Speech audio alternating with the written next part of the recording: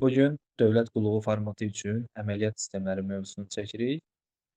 Nə üçün belə adlandırırıq? Çünki bildiyiniz kimi sonuncu dəyişikliklərdən sonra aprel ayından etibarən, 2026-cı ilin aprel ayından etibarən artıq dövlət qulluğuna da həmin bu gördüyümüz əməliyyat sistemi mövzusu düşür. Və əvvəllər yalnız düşürdü, demək, magistr səviyyəsinə və bir də BA kateqoriyasına və A-siyə də müəyyən qədər. İndi mən birinci növbədə istəyirəm ki, proqramı sizə göstərim. Ondan sonra inşallah davam edərik. Bayaq proqramı mən açmışdım. Sizin üçün açacağam. Aha, bax, demin təsdiq elədiyi və bizim üçün nəzərdə tutduğu proqramı indi mən sizin üçün açacağım. Sən internetdə sürət problemi var, indi onu tutayıq.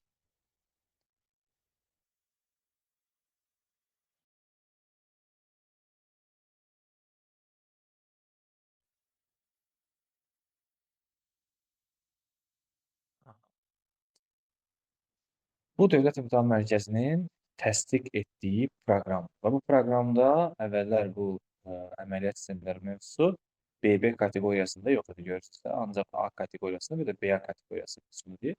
İndi isə sarı ilə işarələyiblər ki, yəni sizə də düşür. Bugün biz nə öyrənəcəyik? Əməliyyat sistemi nə deməkdir? Funksiyaları nədir? Əməliyyat sistemlərinin bir-birindən fərqləri, fayl sistemi anlayışı, kataloq, yəni qovluq və qovluğun və yaxud faylın əsas xarakteristikaları. Bunları biz bugün öyrənəcəyik inşallah. İndi isə mövzumuza başlayaq. Əməliyyat sistemləri. Proqram təminatı mövzusunu keçdiyiniz üçün düşünürəm ki, sizə artıq bəllidir. Bilirsiniz ki, proqram təminatında əməliyyat sistemləri sistem proqram təminatının əsasını təşkil edir. Biz orada da demişdik, burada yenə təkrar edirik. Əməliyyat sistemləri kompüter resurslarını idarə edir. Nədir kompüter resursu? Kompüterə bağlı olan istənilən qurğu, proqram ola bilir. Tətbiqi proqramların işə salınması, onların xarici qurğular və digər proqramlarla qarşılıqlı əlaqəsi, eyni zamanda istifadəçi ilə kompüter arasında əlaqəni təmin edən proqram vasitələrinin məcmusudur. Əməliyyat sistemini yükləyəndə, yəni biz kompüteri işə salanda müəyyən bir müddətdən sonra qeyd olunur ekranda ki, xoş gəlmisiniz ya da welcome. Bu prosesə qədər müəyyən proseslər gedir. Hansı proseslərdir? Birinci prosesimiz kompüterin aparat təminatının aparat hissəsinin testlənməsidir. Yəni, əməliyyat sistemini yükləyən BIOS ya da BIOS yoxlayır, baxım görüm qurğular əməliyyat sisteminin yüklənməsinə hazırdırmı?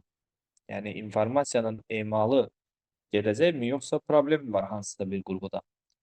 Bu proses yekunlaşandan sonra yükləyici axtarılır. Əməliyyat sisteminin yükləyicisi xarici yaddaşdan axtarılır və inisiallaşdırılır, yəni uyğunlaşdırılır. Üçüncü mərhələdə əməliyyat sisteminin əsas hissəsi, yəni nüvəsi xarici yaddaşdan əməli yaddaşa yüklənir və bu prosesdən sonra ekranda istifadəçinin qeydiyyatı üçün dəvət verilir. Yəni biz bayaq dediyimiz o xoş gəlmisiniz. Bu proses çox qısa müddətdə sürətli icra olunduğu üçün bəzən biz onu hiss edə bilmirik ya da qısa müddətdə baş verir. Biraz gözləyəndən sonra artıq kompüterin işə düşdüyünü görə bilirik. İndi kompüterin əməliyyat sistemini izah etməmişdən qabaq bəzi önəmli terminlərlə danışmaq istəyirəm sizə.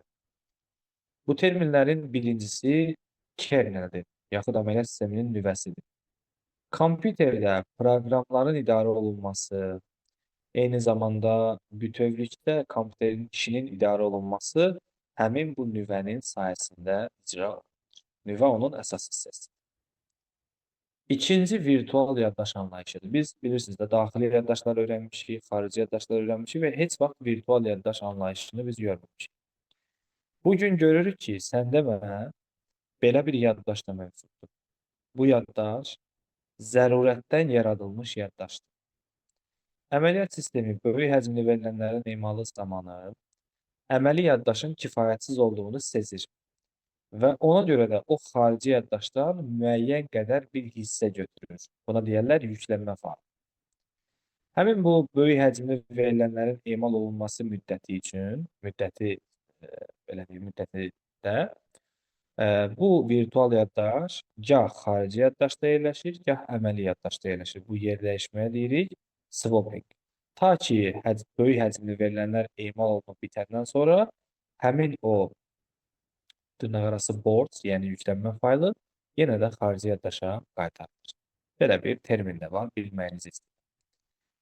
Üçüncü mübadilə buferidir. Rus dilində bufer abmena, ingilis dilində clipboard.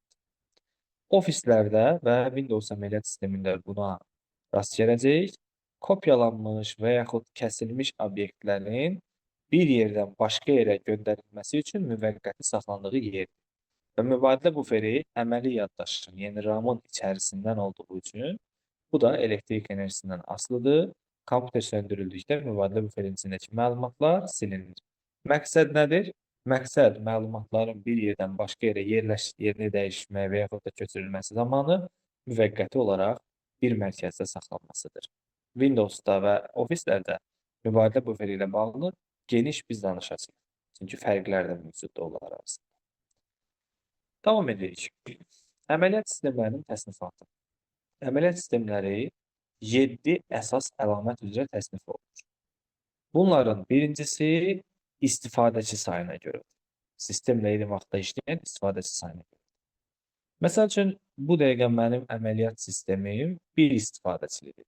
Çünki mən öz kompüterimlə istifadə edə bilirəm. Mənimlə eyni zamanda başqa istifadəçi istifadə edə bilmir. Gərək mən çıxam, o öz adı ilə daxil ola, öz parolu ilə daxil ola. Amma çox istifadəçili əməliyyat sistemləri də mövcuddur ki, bunlar əsasən serverlər əmrinə göstərilə bilər ki, eyni zamanda bu kompüterləri müxtəlif şəxslər öz adları ilə, öz parolları ilə bir neçə nəfər eyni adda istifadə edə bilir. Serverlər buna bariz nümunədir. İkinci təsnifat eyni vaxtda yerinə yetirilən məsələlərin sayına görə. Məsələn, bu o deməkdir ki, mən hal-hazırda PowerPoint proqramını açmışam, arxa planda Zoom da aktivdir, onun yanında digər aktiv proqramlar da var. Deməli, mənim əməliyyat sistemim çox məsələlidir. Eyni anda bir neçə proqram işləyə bilir. Amma tarixdə bir məsələli, yalnız bir proqramın bağlanmasından sonra ikincisinin açılmasına icazə verən əməliyyat sistemləri də mövcud olmuşdur. Üçüncü prosesorların sayına görə. Bir prosesorlu, çox prosesorlu. Bir prosesorlu yenə normal əməliyyat sistemləridir. Çox prosesorlu isə şəbəkə əməliyyat sistemləridir ki, birdən çox kompüterə bağlıdır və birdən çox kompüterin birdən çox prosesor olduğu üçün daha vacib, daha önəmli məsələlər üçündür. Demək olar, yəni daha böyük məsələlərin həlli üçün istifadə olunur. Dördüncü təsnifat isə tez-tez qəbulda qabağımıza çıxan təsnifatdır. Bu, şəbəkə və lokal olmaqla resurslardan istifadənin tipinə görədir. Əgər bizim əməliyyat sistemimiz lokal resurslardan istifadə edirsə, yəni bir kompüterə bağlıdırsa və bu kompüter heç bir şəbəkəyə bağlı deyilsə, öz daxilində olan verilənlərlə işləyirsə, buna deyirlər lokal xarakterli əməliyyat sistemi. Yox, əgər bizim kompüterimizdə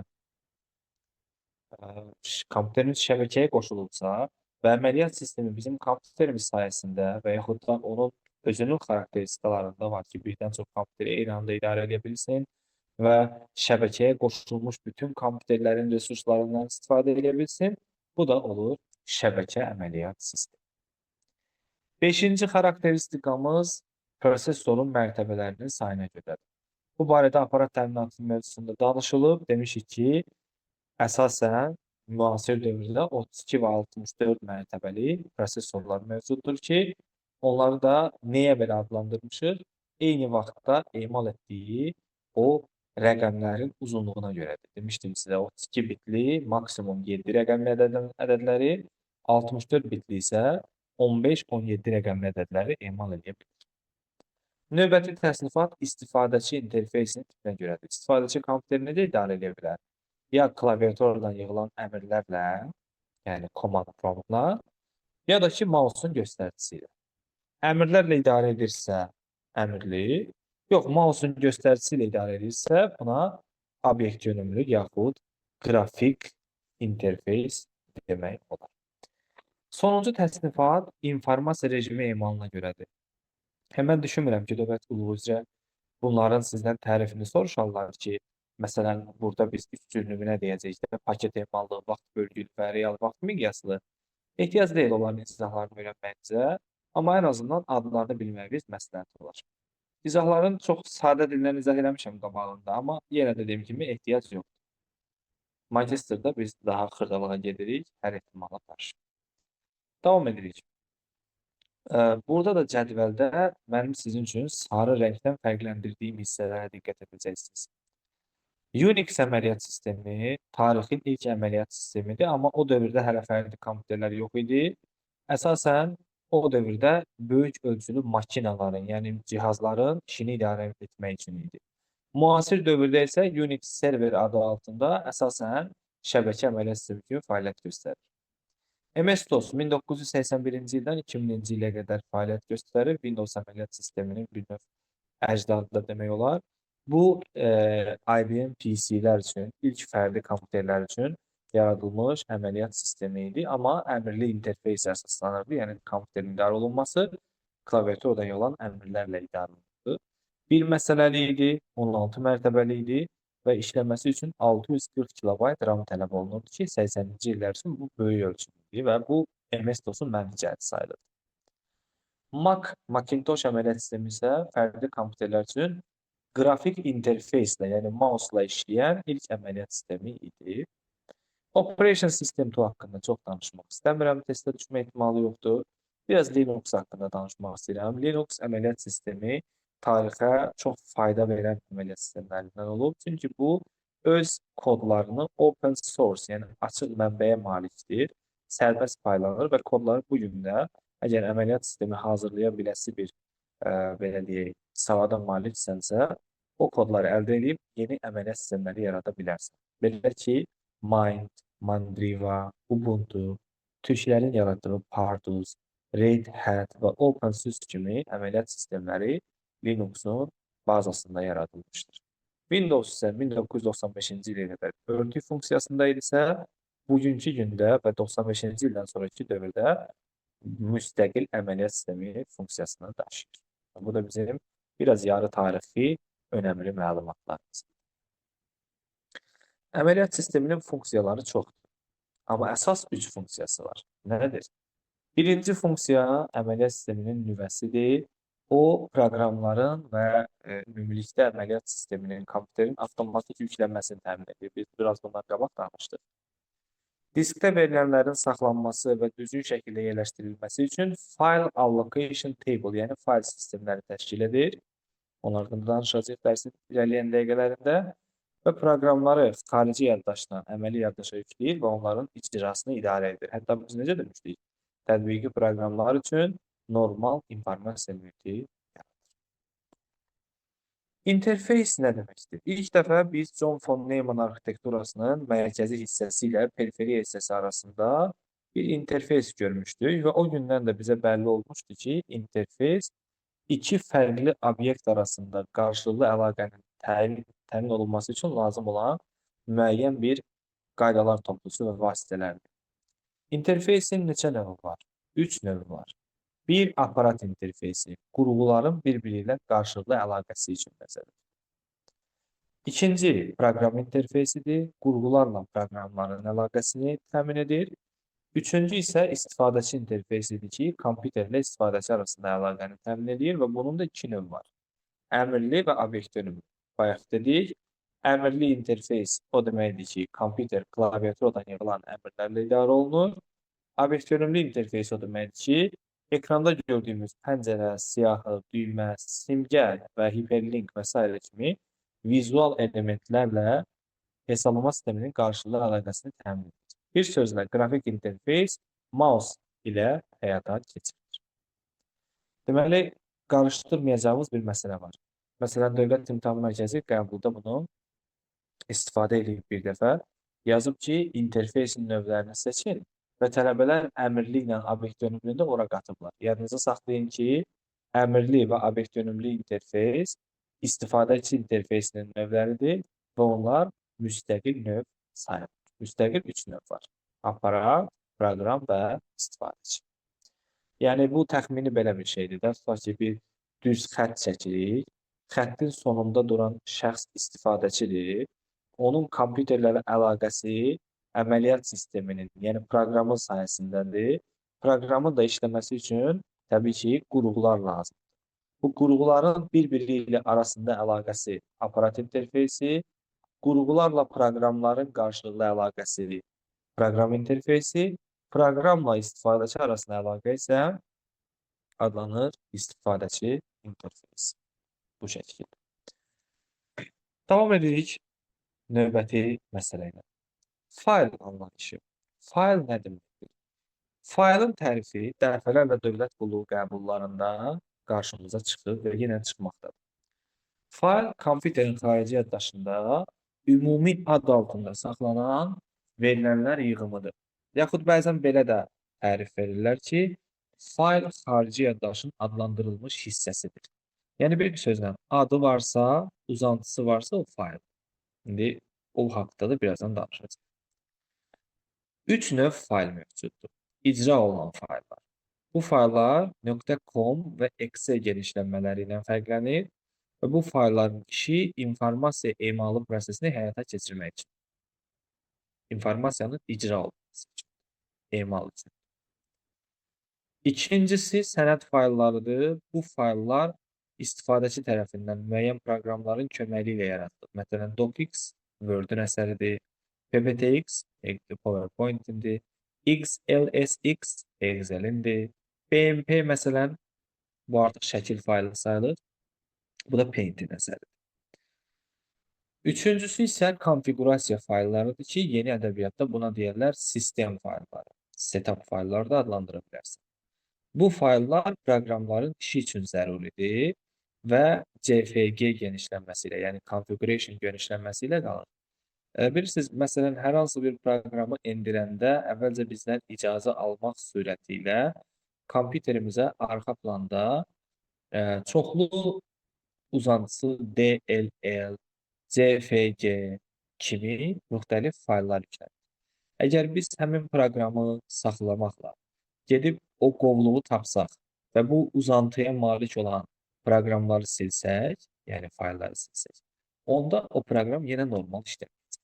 Yəni proqramın işləməsi üçün arxa planda vacib funksiyaları özündə saxlayır, həmin bu konfigurasiya yaxud sistem faylı. Davam edirik. Dərsin bu hissəsinə qədər olan qism əsasən nəzəriyyə əsaslıdır. Bundan sonra biraz praktiki məsələlərimiz olacaq. Hətta hesablamalarımız da ola bilər. Faylın adlandırılması. Fayl iki hissədən ibarətdir.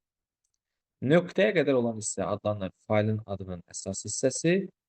Nöqtədən sonra isə onun uzantısıdır, yəni genişlənməsi. Faylın adının əsas hissəsi onun məzmunu haqqında məlumat verir. Uzantısı, yəni genişlənməsi isə onun tipi haqqında bizə məlumat verir. Faylın adlandırılması zamanı hansı qaydalara riayət etmək lazımdır?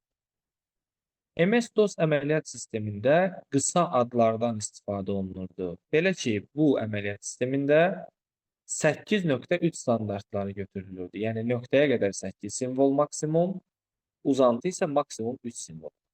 Minimum təbii ki, bundan az olur. Maksimum 8.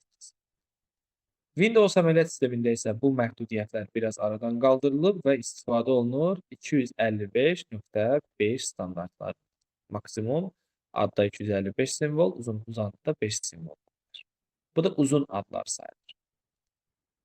Davam edirik. Faylın adında qadağalar. Hansı qadağalar mövcuddur? Var qadağan olunmuş adlar.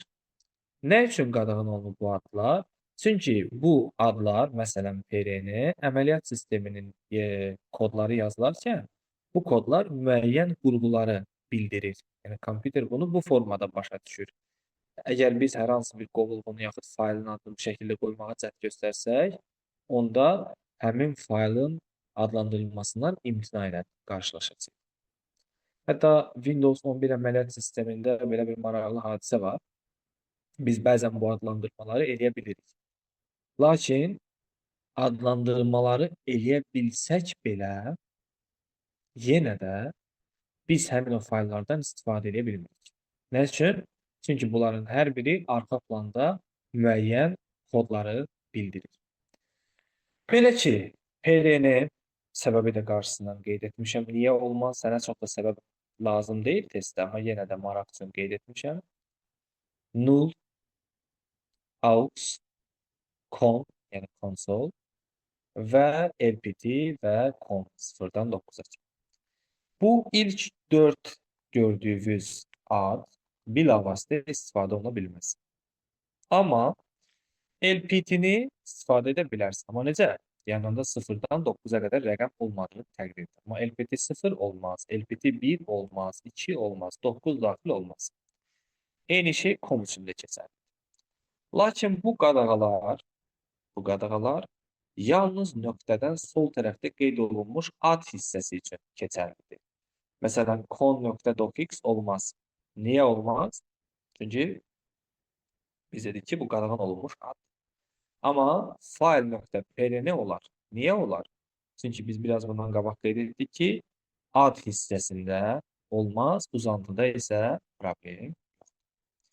Bu məsələ ilə bağlı çox maraqlı bir sual Dövlət İmtahan Mərkəzinin magistratura üçün 2025-ci ilin 1-ci cəhdində qəbul imtahanında istifadə olunur. Hansı ki, bu sual, üzr istəyirəm, 2-ci cəhdində idi. Hansı ki, bu sual əslində dövlət qulluğu qəbul sualı idi. Eyni ilə orada yenə təkrar istifadə edilir. Həmin sualdan tanış olun. Sual belə. Hansı adlarda faylın adı kimi istifadə etmək olar? Bizim qadağan olunmuş adları bilirik. İndi onları müəyyən bir qaydada burada tapmalıyıq. Bax, PRN olmaz, con olmaz, null olmaz və buradakı null da olmaz. Əla. Nöqtədən sağda olduğu üçün PRN bizə problem yaratmayacaq. 5-də ümumiyyətlə qadağaya aid bir şey yoxdur. Eləcə də 8-də. 6-da da yenə nöqtədən sağ tərəfdə null yazıldığı üçün o bizə problem yaratmayacaq. Deməli, bu sualın cavabı 2, 5, 6 və 8. Deməli, belə çıxır ki, qadağan olunmuş adlar yalnız nöqtədən sol tərəfdə qadağan olmuşdur. Sağ tərəfdə isə bunlar bizə problem yaratır. İndi isə biz qadağan olunmuş simvollardan danışacağıq. Qadağan olunmuş simvollar isə nəinki nöqtədən sol tərəfdə, heç sağ tərəfdə də istifadə oluna bilməz. Bu simvolları biraz belə deyək, insan siluetinə bənzətmişəm ki, öyrənmək asan olsun. Sual işarəsi, ulduz, qoşa nöqtə, düz xətt, slashlər, böyükdür, kiçikdir və dırnaqlar nə faylın adında, nə də uzantısında istifadə oluna bilməz. Səbəblərin qarşısından qeyd etmişəm. Çox vaxt dövlət qulluqçuları üçün onun səbəbi maraqlı olmur. Çünki onlara əsasən belə el arasında deyirlər, üzümün bağı yox, üzümün özü maraqlı olur. Amma bağla maraqlanan şəxslər üçün də səbəbləri sağ tərəfdə qeyd etmişəm. Vaxt itkisi olmasın deyə onları daha az. Davam edirik. Fayl maskalarını keçməmişdən qabaq bir-iki dənə xırda suala baxın. Baxın, Windows 10 yazılıb 11 üçün də eyni ilə keçərlidir. Mümkün fayl adlarını seçin. Biz bu tipli sualla qarşılaşarkən avtomatik həmin o qadağan olunmuş simvolları qeyd edirik. Ulduz, sual, qoşa nöqtə, düz xətt, slashlər, böyükdür, kiçikdir, dırnaq. Və bilirik ki, nöqtədən solda da olmaz, sağda da olmaz. Bu məsələyə görə 2, 3 və 5 qadağan olunmuş sözlər, adlar qəbilindən oldu. Amma 1-də, 4-də və 6-da biz problem görürük. Səbəblər də bildiniz, kiçikdir işarəsi, qoşa nöqtə və ulduz. Ən çox çaşdırılan bu işarədir. Burada diqqətli olun. Bu yuxarı ayrı bir işarədir. Bizdə qadağan olunan böyükdür, kiçikdir işarəsi. Bunları qarışdırın. İkinci məsələ biraz bundan əvvəl baxdığımız qaydadır. Qadağan olunmuş ad nöqtədən sol tərəfdədir, yenə soldadır, yenə soldadır. Gördüyünüz kimi, bu dəfə bizdən qadağan olunmuşları soruşur, qadağan olunmamışları soruşur. Yenə də cavabımız 1, 4 və 6-dır. 2 niyə düzdür? Nöqtədən sağdadır. 3 yenə nöqtədən sağdadır. 5 yenə sağdadır. Və yadda saxlayın, nida işarəsi qadağalara aiddir. İndi mən danışmaq istəyirəm fayl maskalarından. Fayl maskaları, faylları qrup şəklində axtarmaq, silmək, yerini dəyişmək və s. əməliyyatlarda qrup şəklində istifadə etmək üçün nəzərdə tutulur. Maskalar iki dənədir. Ulduz və sual işarəsi. Qlobal maskalar. Ulduz faylın adında və uzantısında ixtiyari sayda simvol etibar edə bilər. Yəni, ulduzun yerinə bir simvol da ola bilər, yəni bir simvol da əvəz edə bilər. Məsələn, 4 simvol da əvəz edə bilər, hətta 0 simvol da əvəz edə bilər. Yəni, ulduz heç nəyə əvəz etməyə də bilər və müxtəlif sayda simvolları əvəz edə bilər. Amma sual bir mümkün simvol. Nas. Məsələn, orijinal adlandırma budur. informatika.docx. Sol tərəfdə düzgün adlandırma nümunəsi, axtarma nümunəsi çıxıb ortalığa. Axtarma. Hə, bir də tələbələr bəzən səhv salırlar. Deyir, müəllim, axı demişsiniz, ulduz olmaz, sual olmaz. Deyirəm, bəli, bu faylın adlandırılması zamanı olmaz. Burada isə biz faylı adlandırmırıq. Sadəcə olaraq öncədən adlandırılmış faylı axtarmaq istəyirik. Maskalar axtarmaq məqsədi ilə. Yəni, bu faylın adlandırılması zamanı təbii ki, qadağan olmuş simvol. Məsələn, buradakı ulduz işarəsi heç nəyi ifadə eləmir. Çünki biz baxırıq ki, orijinalda i-dən sonra heç nə yoxdur. Amma biz demişik axı, ulduz heç nə ifadə eləməyə də bilər. Deməli, problem yoxdur. Bu ulduz isə t-dan sonra gələn 3 simvolu ifadə edir. Yəni, bunu axtara bilir. Gözəl, düzdür. Bu sual işarəsi müvafiq olaraq d hərfini, növbəti sual o hərfini və növbəti sual c hərfini bildirir. Deməli, sual nə az, nə çox bir simvolu ifadə etməlidir.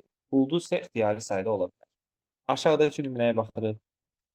Məsələn, burada i hərfi yoxdur, əvəzində sual var. D hərfi yoxdur, əvəzində sual var. S yoxdur, sual var. Biz bunları real həyatda necə istifadə edirik? Məsələn, təxmin edirəm ki, adı info ilə başlayan bir sənədim var idi. Sonu da i hərfi ilə bitirdi. Sonu da 25 ilə bitirdi. Info yazıram, bir dənə ulduz qoyuram, axırına da 25 qoyuram. Və PDF faylıysa PDF-i də qeyd edirəm. Və salam, o, kompüterin içində axtarış aparır və o faylı mənim üçün varsa tapır. Yaxşı, bəs qadağan olunmuş, yəni qadağan olunmuş necədir? Yəni düzgün adlandırılmama necədir? Məsələn, sual işarəsi də var, i hərfi də var. Bunların ikisindən biri olmamalıdır. Bu ulduzda problem yoxdur, artıq ola bilər. Bu sual d-nı ifadə edir, bu da o-nu ifadə edir. C yoxdur ortada, görürsünüz. Və yaxud aşağıda, nöqtəyə qədər hər şey normal gedir. Amma bu sual artıqdır. Artıq ola bilməz. Sual artıq ola bilməz, əksik də ola bilməz. Ulduz artıq da ola bilər, əksik də ola bilər. Problem yoxdur. Bununla bağlı indi bir suala baxaq biz. Birinci, ikinci sualları gördük. Üçüncü sual. Mən kiçik bir fasilə verirəm videoya, siz fikrinizi bildirərsiniz, sonra qaldığımız yerdən davam edəcək. Bu sualı birlikdə danışdıq, müzakirə elədik.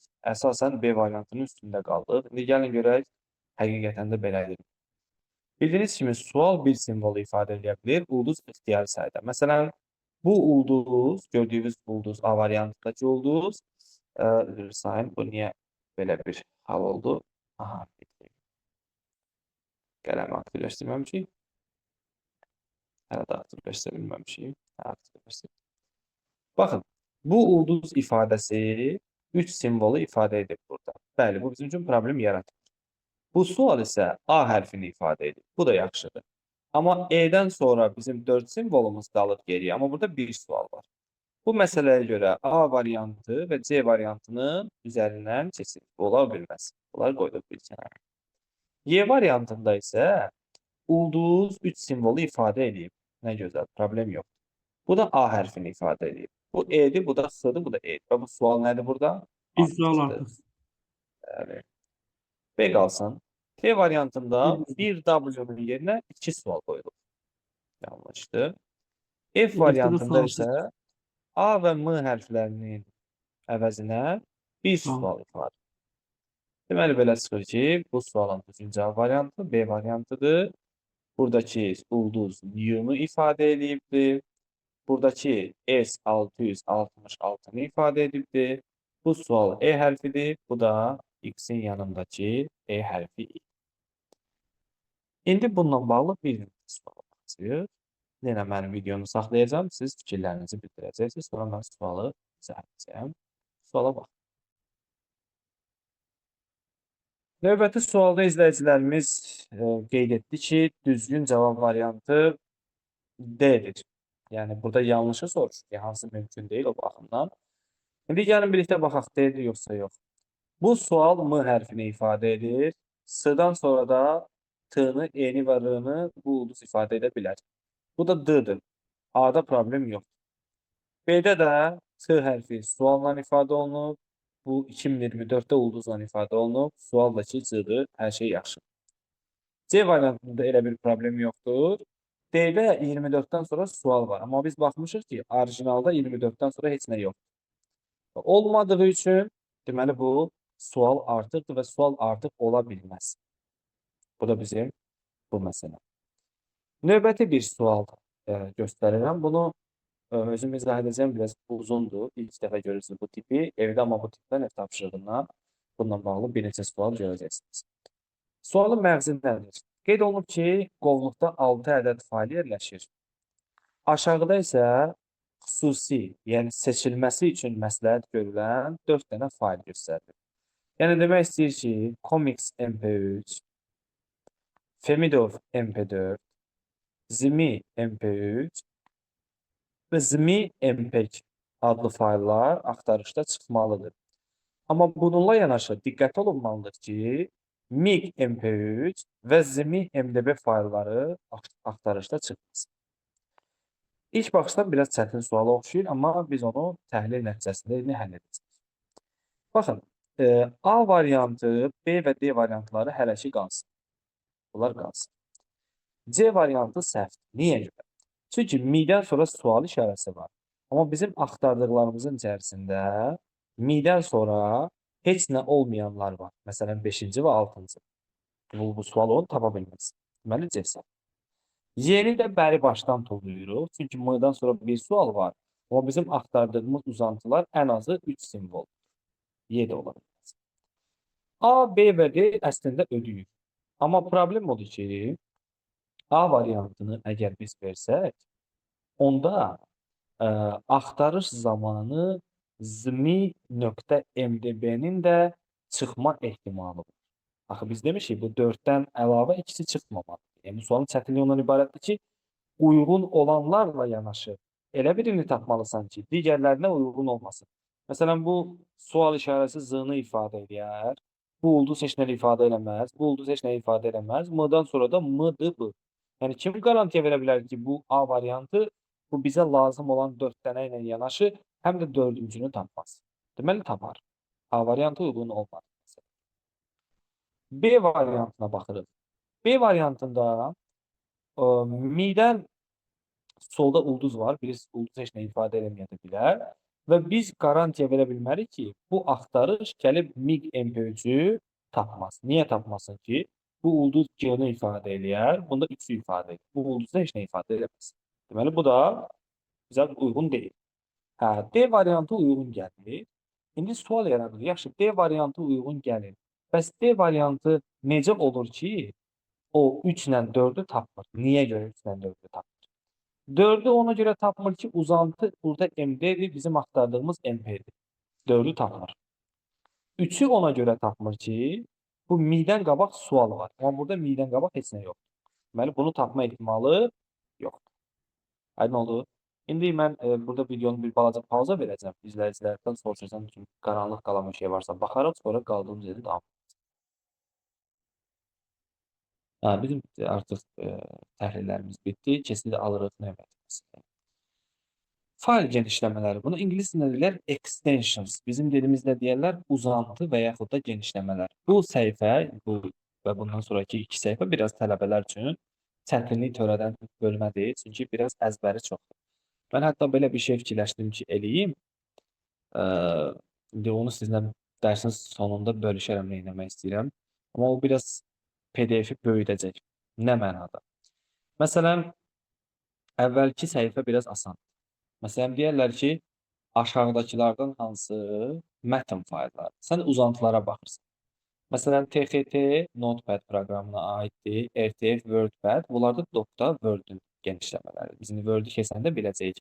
Doc-la docx-in fərqi nədir, Dot-la dotx-in fərqi nədir? Bu şeylər danışılacaq. Bunlar mətn faylları. Cədvəldə Excel-ə bağlı olanlardır. XLS, XLSX, XLT, XLTX. Təqdimat faylları PPT, PPTX, POTX, PPS, PPSX. Bunların da mənaları var. Məsələn, biz PowerPoint keçəndə deyə bilmərik ki, məsələn, PPTX-lə tutaq ki, PPSX eyni. Bunların hər birinin özə məxsus mənaları var. Zamanı gələndə danışacağıq. Verilənlər bazası da ingilis dilində belə yazılır. Database, data bası yazılır. Ona görə də bu uzantılarda həmin sözə çoxlu, belə deyək, oxşarlıqlar var. Məsələn, MDB, DB, DAT, Access Database. Bura qədər hər şey yaxşıdır əslində. Amma bundan sonra, məsələn, uzantılarda biz qrafik faylların uzantılarını bilirik. Tutaq ki, GIF-dir, JPG, PNG. Bu PCX ilə tifti də aparat timeline dərsində görmüşük. Bilirik ki, skan olunmuş faylın uzantısıdır. Deməli, bu da şəkil olmalıdır. İndi mən yeni ideyam nədən ibarətdir? Mən istəyirəm ki, hansı məsələn qrafik fayllar ki yoxdur, BMP-dir, SVF-dir, DIV-dir, bunları öyrənmək biraz çətindir axı. Heç bir sözə uyğunlaşdıra bilmirsən. Onların həqiqətən də uzantılarını qeyd edeyim məsələn və o uzantılarla da qabağından məsələn yazım ki, B hərfi məsələn hansı sözü bildirir, M nəyi bildirir, P nəyi bildirir. Və o şəkildə biraz daha düşünürəm ki, asan da olar onu əzbərləmək. Yəni belə də əzbərləyə bilərsən təbii ki. Amma yenə də istəyirəm ki, belə bir şey edeyim. İndi o barədə hələ fikirləşirəm. PDF-in böyüməyindən biraz narahatam. Yenə də ola bilər ki, bu prosesi mən eləyim. Məsələn, BMP tutaq ki, özlüyündə bitmap image deməkdir. Açıqlaması bitmap image deməkdir. Onu məsələn qabağından yazsam bitmap image, hardasa bəlkə sənin üçün asan olar. Aydındır. İndi gələcəyi ola bilər ki, elə bir şey olsa, sizə də PDF-i göndərəcəm. Davam edirik başqa uzantılardan. Kitabxana məsələn ingilis dilində library deməkdir, bilirsiniz yəqin ki. Və ona görə bunu da öyrənmək biraz asandır. Dynamic library, dinamik kitabxana, library və object kimi yadda saxlamaq olar. Növbəti elektron poçt faylları PST və PUB, PST və PUB. İnternet sənədi HTML, məlumat kömək faylı help. Bu birinci səhifə. Nisbətən tələbələr düşünürlər ki, hardasa bir şəkildə öyrənməyə cəhd göstərmək olur. Burada sıxıntı növbəti səhifədə başlayır. Çünki burada biz musiqi faylları ilə çox vaxt video fayllarını qarışdıra bilirik. Musiqi faylları Ames, aiddir, WAV, MP3, MID, VMA. Bu ən böyük problemi yaradan da WAV-la VMA-dır. Çünki VMV görəndə də bu da videodur. Mən də tələbələrə deyirəm, əgər W ilə başlayırsa və içində A hərfi varsa, bilin ki, bu audionun A-sıdır və musiqi faylı kimi qəbul edilir. Yaşı biraz çox olanlar, məsələn, bəzi hallarda biraz burada o şeyləri biz yaşaya gəlmişik deyə bizim üçün asandır. Məsələn, Amer bizə tanış gəlir, Nokia səs yazma eləyəndə bu formatda saxlayırdı. Yaşı 30 üzəri olanlar onu bilir. Aid məsələn, MP3 indi hamı bilir onu. MID məsələn polifonik musiqilər idi. Hətta MIDI uzantısı da var idi. Bu ta gedir, Siemens-ə gedir, çıxır. Polifonik musiqilər var idi. Yəni səssiz, ancaq musiqi elə bil akustik deyirsiniz bugün. Onun uzantısı idi o. Videolar AVI, MPG, əsasən JPG oxşayır, qarışdırılır. MP4, FLV, WAV və 3CP. Ən məşhur əsasən Nokialar bu uzantı ilə saxlayırdı vaxtı videolar. Bu şəkildə bunlar da video faylları. Dediyim kimi, yəni planımda var ki, bunların hər birinin uzantısını açıqlaması ilə verim. Bəlkə sizə hardasa köməyi dəyər. Sıxlaşdırılmış fayllar arxiv fayllarıdır. Əsasən qəbulda çox vaxtı buradan sual düşür. Yəni istər magistr, istərsə dövlət qulluğunda arxiv fayllarından çox sual düşür. Zip, rar, jar, arş, ace, sfx bura qədər tanışdır hardasa. Kab, tar, tgz və lrh kimi də digər sıxlaşdırılmış fayllar mövcud. Sonra proqramlaşdırma dillərinin qısaltması. Pascal dili üçün PAS, Basic dili üçün BAS, C, C++ falan C Sharp üçün C, Assembler və Fortran bu şəkildə. Növbəti əməliyyat sistemi və proqram tərəfindən müvəqqəti yaradılan fayl. Bu ingilis dilində belə bir söz var, temporary. Bu müvəqqəti deməkdir, o şəkildə yadda saxlamaq olar. Əmr və paket faylı da batdı. Bu da ingilis dilindəki bu sözlə götürülür. Belə yazılır səhv eləmirəmsə. Batch bu da paket anlamına gəlir. Bunların hər birinin arxa planda mənası var. Yəni, hansı nə işə yarayır. Sadəcə o qədəri sizə lazım deyil. Yəni, mən oraya getmirəm. İcra olunan fayllar bayaq danışdıq. Faylın sürəti bakdır. Bunu bu sözlə yadda saxlamaq olar. Backup kimi yedək mənasında sürəti. Qısa yolların genişlənməsi link sözünə oxşuyur və sistem faylları SYS. Bu iki səhifə bütün təqdimat içərisində tələbələrin biraz belə deyək, ayağının büdrədiyi yer. Davam edir. Kataloq və qovluq. Bilməliyik ki, kataloq əslində elə qovluq deməkdir, qovluq da elə kataloq. Sadəcə olaraq MS-DOS əməliyyat sistemində adlandırma kataloq idi, bugün isə qovluqdur. Qovluğun tərifi çox dəfələrdə qəbula düşür. Məsələn, nədir qovluğun tərifi? Deyirsən, diskdə müəyyən meyara görə birləşmiş fayllar qrupu. İş masasında bizim belə bir qovluğumuz var. Sistem qovluqlarından biridir. This PC. Burada biz C və D disklərinin məzmununu görürük. Bunların da indi təbii ki, hər birinin özünə məxsus mənası var. C və D deyirik.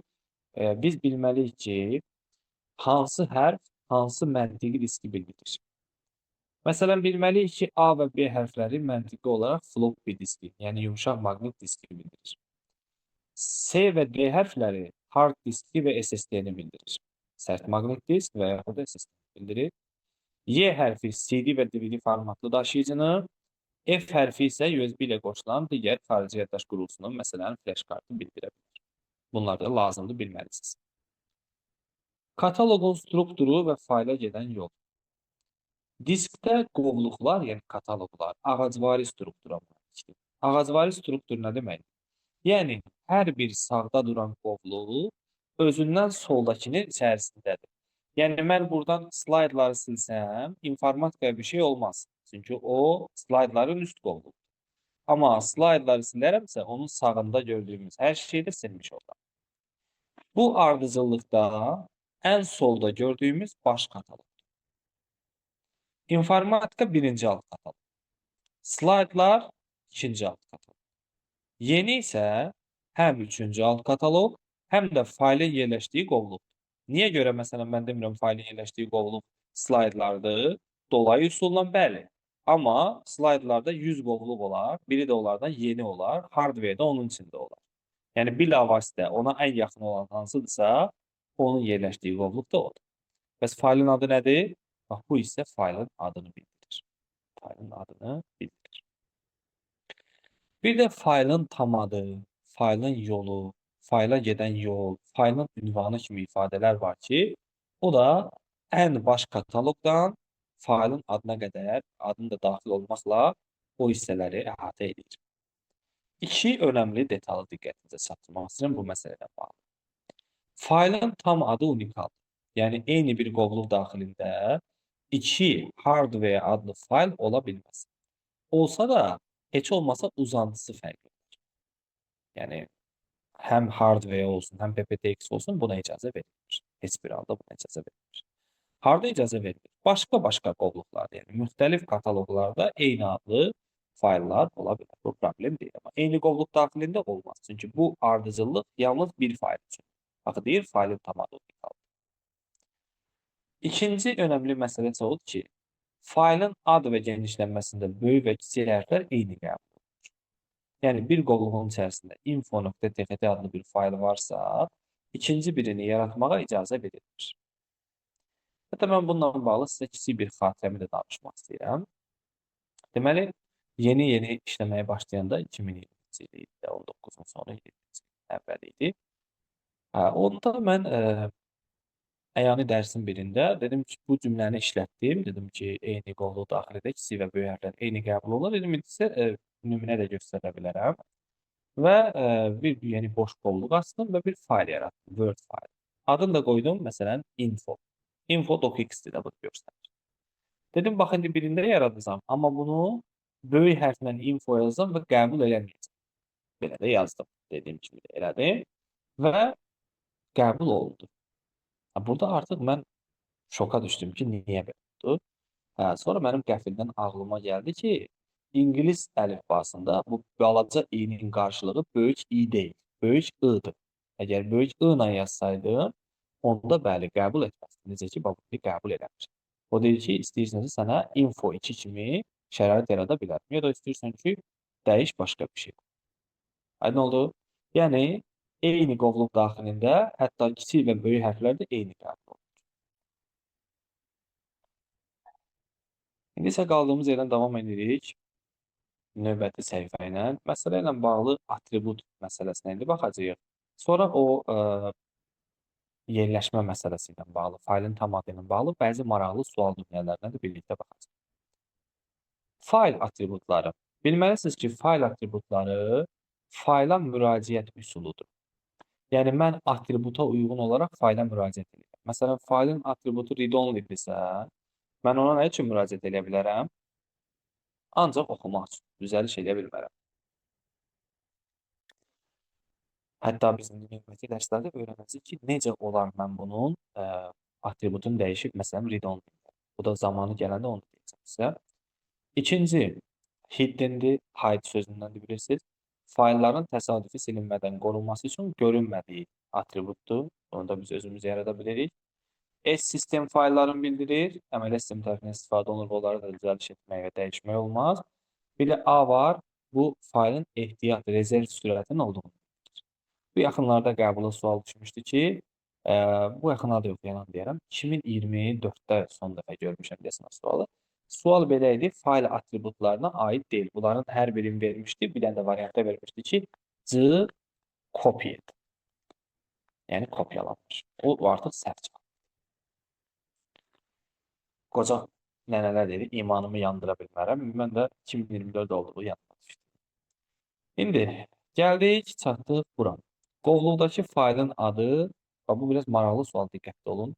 Çalışın ki, bunu dərk edəsiniz. Qovluqdakı faylın adı dediyi üçün biz bilmirik də hansı qovluqdur. Deyirik X qovluğu.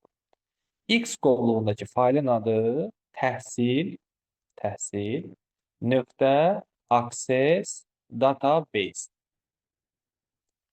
Bu faylı, həmin bu təhsili, həmin qovluqda yerləşən başqa alt qovluğa köçürmüşəm. Deməli, X-in içərisində bilmədiyim də X nədir? Bir dənə də nəsə yaradıram, buna da Y deyirəm. Və təhsili bayaqki yerindən götürüb, indi bura yerləşdirirəm. Təhsil.access database. İndi bizə deyir ki, köçürmədən sonraki görüntü, yəni bu bizim bu görüntüdə, bu görüntüdür. Və sual verir ki, bəs yer dəyişməyə qədər faylın tam adı necə? İndi məntiqlə fikirləşirik ki, əgər təhsil budursa, bura Y-dir, burada X-dir. Bizim bayaq danışdığımız məsələdə. Onda belə çıxır ki, yer dəyişməyə qədər, biz axı Y-i sonradan yaratmışıq. Deməli, yer dəyişməyə qədər Y yox imiş. Yer dəyişməyə qədər təhsil nəyin içindəymiş? X-in içindəymiş. Deməli, belə çıxır ki, yer dəyişməyə qədər faylın tam adı necəymiş? C, desktop, informatika və təhsil, access database. Bu şəkildə.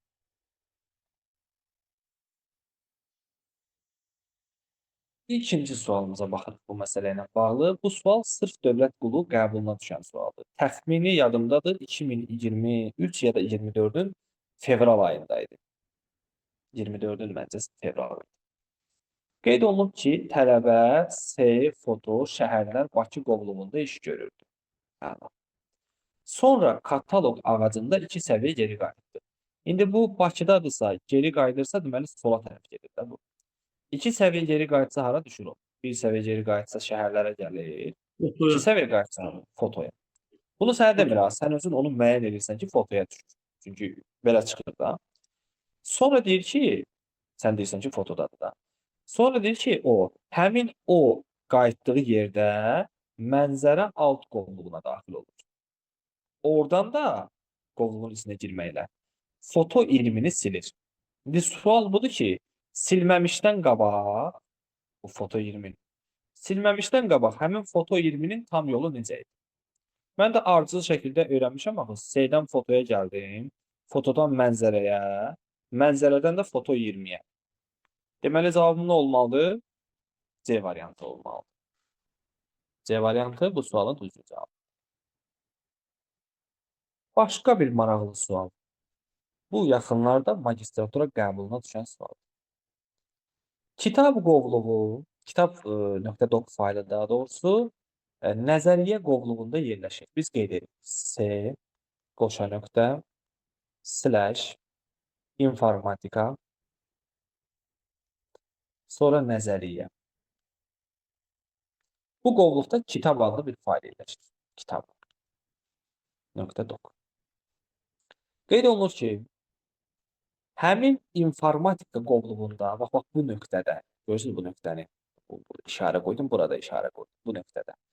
Qeyd olunub ki, informatika qovluğunda praktika adlı yeni bir alt qovluq yaradılır. Aha, deməli nə baş verir? Deməli, C qoşa nöqtə, informatika, onun da içərisində nəzəriyyə var idi axı. Bax, bu informatika ilə nəzəriyyənin içərisində bir dənə praktika yaradılır. Praktika. Və o bayaqki nəzəriyyənin içərisində olan kitab oradan götürülür və nəzəriyyəyə çatmamış informatikanın içində axı praktika yaratmışdıq bu dəqiqə, bu aralıqda. O aralıqdakı qovluğa daşınır kitab. Bunun dediyindən belə çıxır. Və deyir ki, bu daşınmadan sonra tam adı necə olur? Bizim tapdığımız görə cavablarda var. C, informatika olmalı. Üzr istəyirəm. İnformatika praktika kitab. D variantı uyğun gəlir. Yox. C düzdür, D uyğundur. C. Hə, C. Nəzəriyyə burada ola bilməz. Niyə nəzəriyyə ola bilməz dedik? Çünki bizim bu yaratdığımız praktika qovluğu hələ nəzəriyyəyə çatmamış informatika ilə nəzəriyyənin arasında olur. Bu nöqtəni görürsünüz də, bu nöqtədədir. Ona görə də cavabda nəzəriyyənin olması düzgün olmaz. A variantı da olmaz, çünki birbaşa praktikanı verirlər. İnformatikanın içində də burada deyir ki, informatikanın içində praktika var.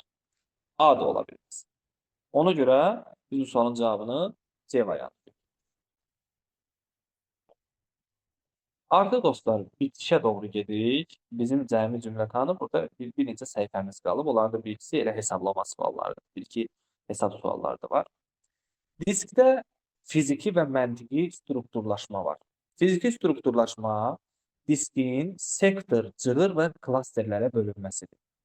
Sektor nədir? Oradan başlayırıq da. Bu fiziki formatlaşdırmanın qaydasıdır. Sektor diskdə məlumatın saxlanması üçün ən kiçik fiziki sahədir. Və sektorun həcminin 512 bayt olmasını bilmək bizim üçün zəruridir və məcburidir. Bayt informasiyanın əsas ölçü baytıdır, ən minimalı 1. Hər bir sektor 512 bayt. Bu sabitdir, dəyişmir. Sabahları sənə desələr ki, 4 sektor nə qədərdir? 4-ü vurursan 512-yə deyirsən cavabı. Ya baytla, ya da kilobayt. Bitlə soruşmaz müəllim bunu. Yox. Hətta mən düşünürəm ki, BB kateqoriyasında heç bura qədər də düşməz. Çünki o bayt, kilobayt məsələsi informasiyanın axı ölçü vahidlərinə gedir. O BA ilə AC-yə düşür. Orada düşə bilər, bəli. Çünki AC ilə BA bunu ayrıca mövzu kimi keçir. Yəni bunu yox da o biti, baytı, megabaytı, kilobaytı. BB-lər bunu keçmirlər. Düşünmürəm ki, orada o elə bir sual. Yəni mən düşünürəm ki, BB kateqoriyasına düşən sual nə olar? Bu məsələ, bu strukturlaşma söhbəti, sonra uzantı məsələləri, fayl genişləmələri, o maska məsələsi, qadağan olunmuş adlar, qadağan olunmuş simvollar. Maksimum. Bir də düşsə, düşər ki, məsələn, əməliyyat sistemlərinin hansı təsnifatı var? Tutaq ki, düşər ki, proses resurslardan istifadənin tipinə görə, məsələn, hansı tipədir? Amma yenə mən bəzi şeyləri deməliyəm də, çünki bu mövzunun içərisində. Davam edək məsələ ilə. Dedi ki, ən minimal ölçü vahidi sektordur, sonra sektorlar klasterlərə gəlir çıxır. Yəni, məsələn, mən demirəm də daha doğrusu, mənim faylım 1, 2, 3, 4, 5, 6, 7, 8 sektordan ibarətdir. Mən deyirəm ki, məsələn, mənim faylım bir klasterdir, misal üçün. Çünki bir sektor 512 baytdır və 2 sektor 1 kilobayt eləyir. 1024 bayt 1 kilobaytdır da. Və bir klasterimiz bizim əslində Windowsda 4 kilobaytdır. Deməli, mənim bu 8 klasterdən ibarət olan bir faylım elə 8 sektordan ibarət olan bir faylım elə bir klasterdir. Çünki bir klasterim 4 kilobayt. İndi mən ora gələcəm birazdan. Özünüzü qorxutmayın. Hələ ki, burada BB üçün o ümumi məqamları danışmaq istəyirəm. Sektor faylın diskin verilənlər yazılması mümkün olan ən kiçik fiziki sahəsidir və bir həcmi sabitdir 512 baytdır. Sektorların birləşməsi, yəni faylın tamamilə yerləşə bilməsi üçün lazım olan sektorlar qrupu da klaster sayılır. Bir də o sektorların və klasterlərin yerləşdiyi çevrələr var da, konsentrik çevrələr. Bunlara da cığır deyil. Cığır önəmli bir şey deyil, onu bilməsən də olar. Əsas sektordan klaster. Bu fiziki formatlaşdırmadır. Bundan bağlı hesablamalar var qabaqda, onu edəcəyik. Məntiqi formatlaşdırma nədir bəs? O diskin C və D disklərinə bölünməsidir. Buna deyirlər məntiqi və yüksək səviyyəli formatlaşdırma. Bu cığır və klasterlərə bölünmə fiziki və aşağı səviyyəli formatlaşdırmadır. O C və D disklərinə bölməni çox proqramlar eləmək olur, amma kitabda yazılır ki, kitabın cümləsini deyirəm sizə, format.com proqramı. Təbii ki, çoxlu başqa proqramlar da mövcuddur. Davam edirik. Fayl sistemləri. Burada diqqətli olursunuz. Məsələn, bizim düşünün ki, evdə 100 kitabımız var və onları bir otağın içərisində səliqəsiz bir yerə tullamışıq. Təbii ki, o hansısa bir kitabın axtarışı zamanı bizə böyük bir əngəl törədəcək, düzdür. Həmin əngəlin kompüterin içərisində olmaması üçün diskdə faylların düzgün şəkildə, qanunauyğun şəkildə yerləşdirilməsi, onların girişinə və onların yerləşdirilməsinə File Allocation Table fayl sistemləri cavab verir. Burada bizdə iki cür köhnə fayl sistemlər var. FAT16 və FAT32. Bunlar haqqında məlumatları mən xırdalıqlarına qədər qeyd etmişəm, amma mən düşünmürəm ki, bu qəbulda bu qədər xırdalığına qədər düşərdi. Mən bunu magistrlara izah edirəm deyə onlara bu qədər düşmə ehtimalı var. Amma siz bilin ki, FAT16-ya ona görə 16 deyiblər ki, bu fayl sistemində bir faylın ünvanı üçün 16 bit yer aradılır. FAT32 isə 32 bit. Amma müasir dövrdə olan NTFS haqqında məlumatları əzbər bilməlisiniz. NTFS New Technology File System, Windows əməliyyat sistemi bundan işləyir.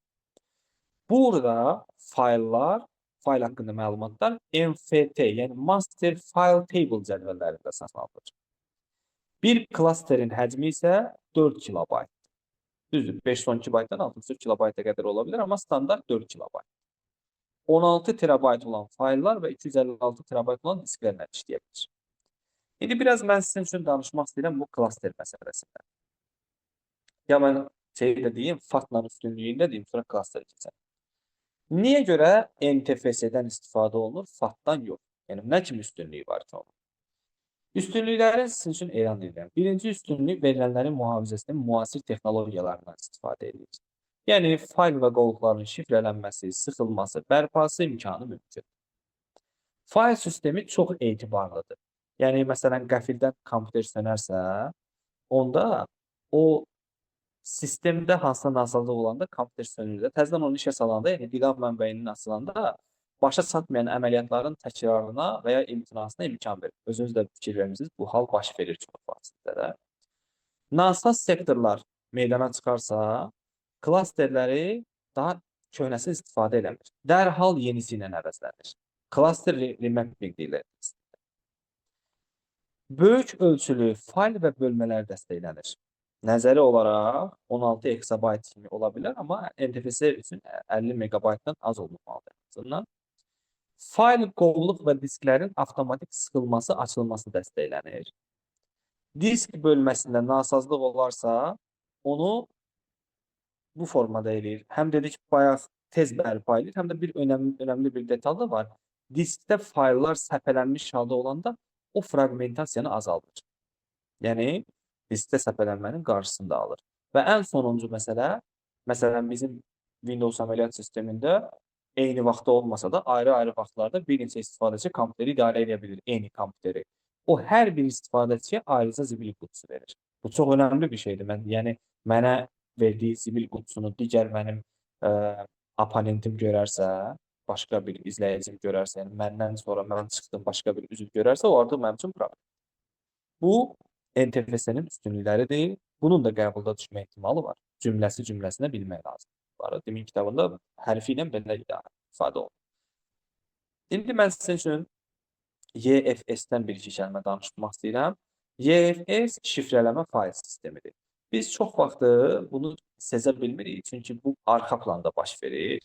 Nə deməkdir? Məsələn, mən məlumatı bir nöqtədən başqa nöqtəyə göndərəndə əvvəlcə o şifrələnir və sonra növbəti bir obyektə çatanda da onun şifrəsi açılır.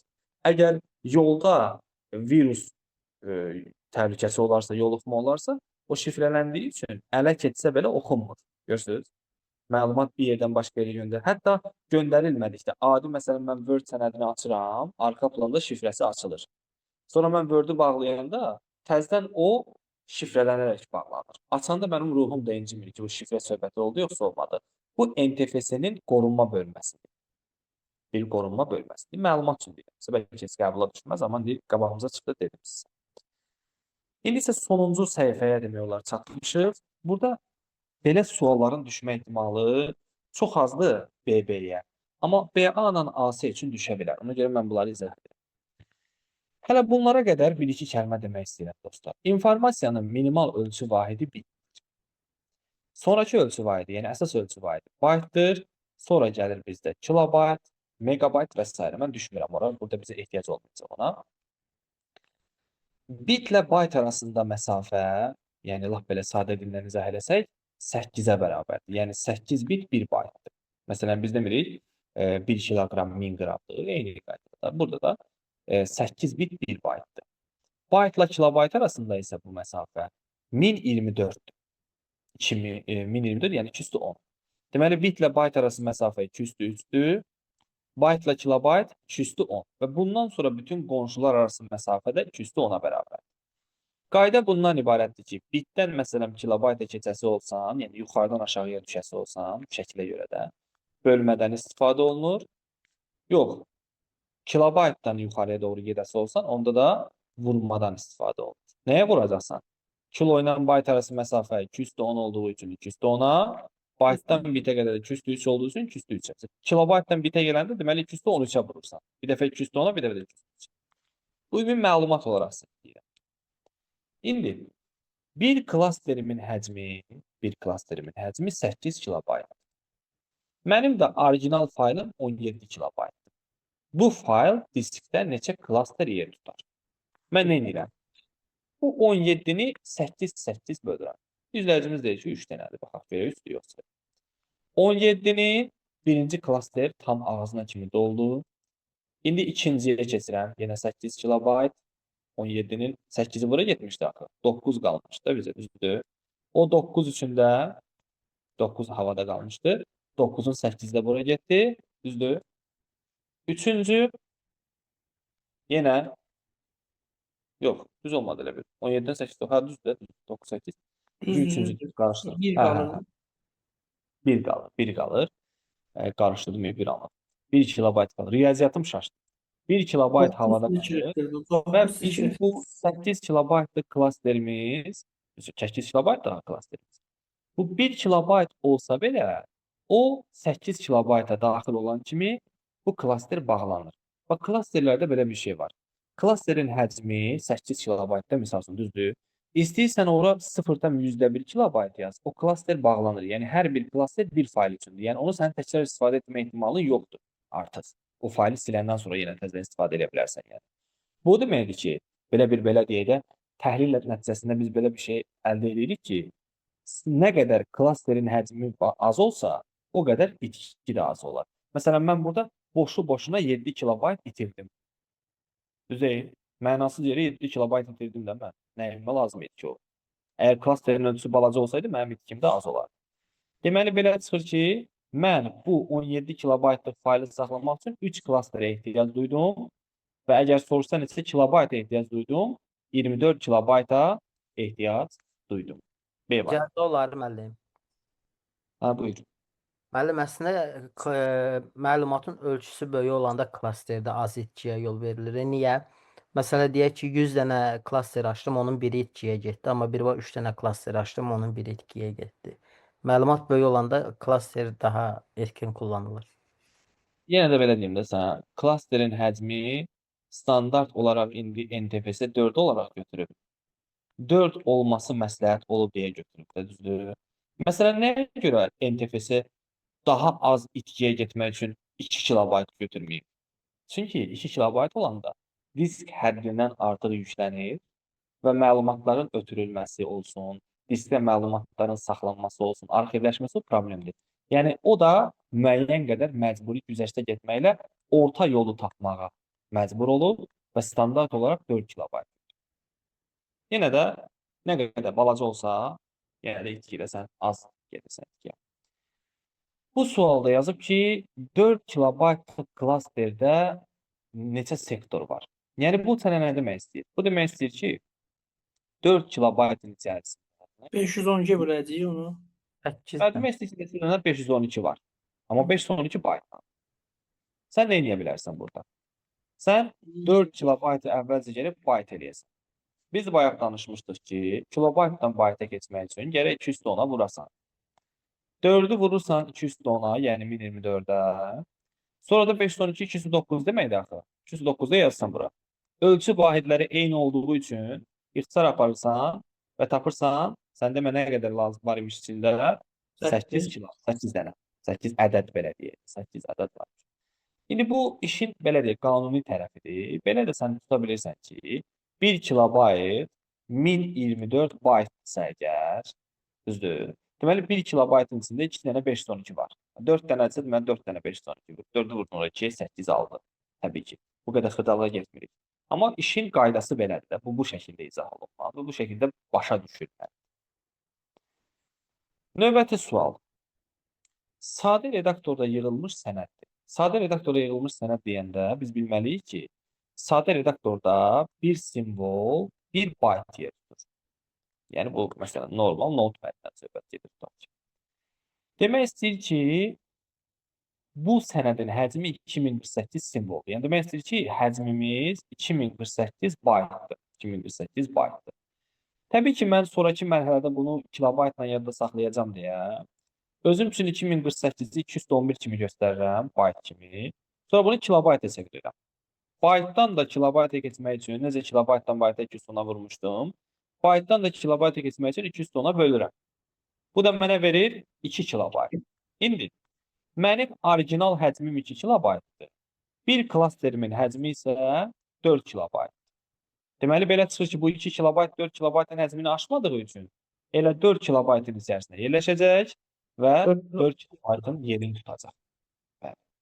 2 də olsa 4 tutur, 1 də olsa 4 tutur, 3 də olsa 4 tutur, 4 də olsa 4 tutur. Amma 5 olsa 8 tutur. Çünki ikinci 4 açılmalıdır. İkinci 4 açılmaq məcburiyyəti var. İndi burada bir dənə də sual var. İndi onu ən sonda izah edəcəm. Növbəti sual.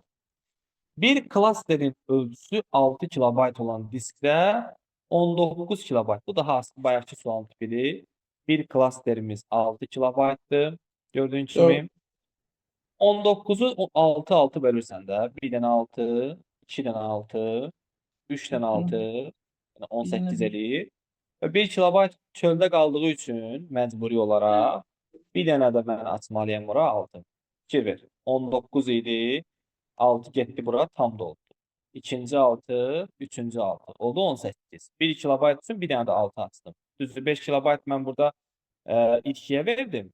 Amma yenə də nəticə etibarilə mənim 4 klaster və 24 kilobayta ehtiyacım olub.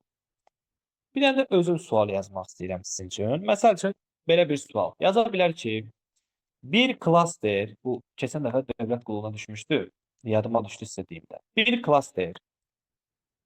klasterin 4 kilobayt olduğunu nəzərə alırıq.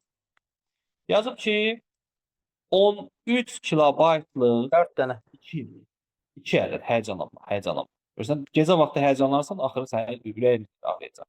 Həyəcanlanma. 2 ədəd 13 kilobaytlıq səs. Və 8 dənə. 3 ədəd 3 ədəd 6 kilobaytlıq video və 4 ədəd 2,4 kilobaytlıq məsələn şəkil. İndi bu sual verir ki sənə, bunların ümumilikdə bir klassda 4 kilobaytda. Bunlar ümumilikdə diskdə neçə kilobayt yer tutar? Neçə kilobayt? Bax, burada özüm üçün qeyd edirəm. 1, 2. 2 dənə 13. Yazdım bura 13. Sonra 3 dənə 6. 1, 2, 3. 6, 6, 6. Düz oldu. İndi yenə də 4 dənə də 2,4. 1, 2, 3, 4. Bunlar da 2,4 hamısı. 2,4, 2,4, 2,4. 72. 72 deyiblər. Baxaq görək izləyicimizin arzusu reallaşacaq yoxsa yox. İndi baxın. Biz bildik ki bir klaster 4 kilobayt. 4 kilobayt düzdür. Və yadda saxlayın. Heç bir halda faylların birləşdirilməsinə yol verilmir. Yəni 13 2 dənə eynisindən olsa belə mən onlar üçün ayrı-ayrı 4-lərə baxmalıyam. 13-ü necə saxlaya bilərəm? Mənə lazım olacaq 1 dənə, 2 dənə, 3 Dörd dənə, dənə. 4, 4 dənə. Deməli 4 dənə klaster, hərəsi də 4-dən də sonra onları vuracaq. 4 klaster burada lazım oldu. Eyni ilə 4 dənə də 4lük burada lazım oldu. 6 üçün də mənə lazım olur 2 dənə 4. Yəni Bu 6 üçün yenə 2 dənə. Bu 6 üçün yenə 2 dənə. 2,4'lər üçün də hərəsi üçün bir dənə 4lük. Bir dənə, 2 dənə, 3 dənə, 4 dənə 4. Düzdür? Bunların hər birinin altında daha 4 yazmıram da. Biz əvvəldə dedik ki, bir klaster 4 kilobayt. Deməli 4, 4, 8, düzdür? 9, 10, 11, 12, 13, 14, 15, 16, 17, 18. Deməli 18 dənə 4 lazım olacaq bizə. Düzdürmü? 8 dəfə 4, 32, 72 kilobayt. İzləyicimizin dediyi kimi 72 kilobaytdır. təbrik Bunu edirəm. niyə deyirəm? Çünki bəzən tələbələr deyir ki, 2 dənə 13 varsa, onları birləşdirək. Çünki deyir ikisi də eyni şeydir. Eynidir də, məsələn, ikisi də səsdir. Olmaz amma. Olmaz. İcazə yoxdur. Bu şəkildə olmalıdır. Bir dənə də maraqlı sual göstərmək istəyirəm sizə bundan bağlı. Bunu özünüz yazın.